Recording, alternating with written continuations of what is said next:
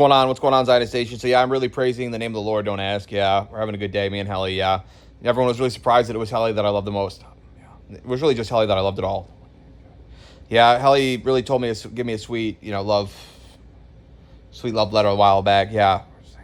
We're saying it's unusual for a black-haired woman to really love on a blonde-haired kid. Yeah, but because I was telling the Lord, I was telling Helly. Yeah, I was looking at Helly's pussy and don't ask. Yeah, all the women are getting angry. They say, we're going to kill you, Helena. You better not even think about that. They aren't even allowed to think about that. That when she was in Sweeney Todd, and she was hugging that little kid that came. I said, I wish that was me and don't ask. Yeah, and the Lord said that's what she was doing, wasn't it? And the Lord was telling me, actually, the place that you were really at in life, that you really are right now, is much worse than that place. And love came if it's true, which it is.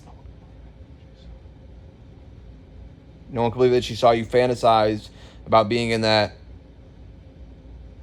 barber shop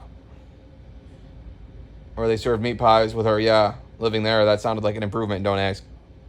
It would have been an improvement.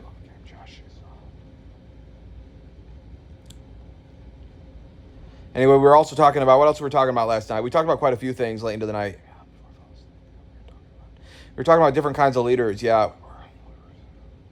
We were saying that Moses was the kind of leader, right?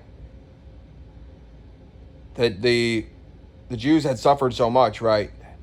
That they needed constant reminders of the power of God, right?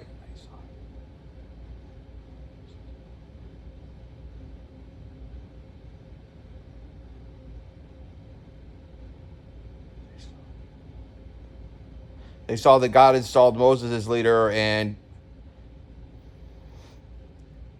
if you really saw something happen, like the Red Sea torn in half, or Moses striking a rock and water pouring from it, or Moses coming down the mountain with the 10 Commandments, Love saw stuff like that.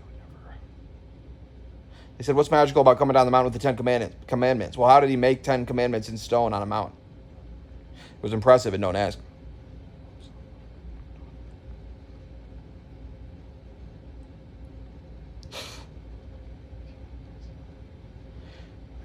So they saw, so you wouldn't really question that God made Moses a leader, so you just do whatever Moses says. Yeah, because the Jews had suffered, they really didn't believe that God really loved them. Not really, not like that.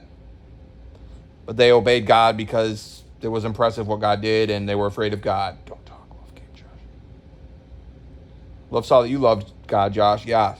So God made Joshua the leader, and Joshua was a little different. He was always making plans. Yeah, Joshua liked to make plans. Like, imagine being a leader that made plans. Yeah, everyone laughed about that idea. But God said, really, you're too loved, Josh, to make a plan and, like, tell people what you're going to do. You're going to go do this. You're going to go do that. Yeah. Not everyone saw that.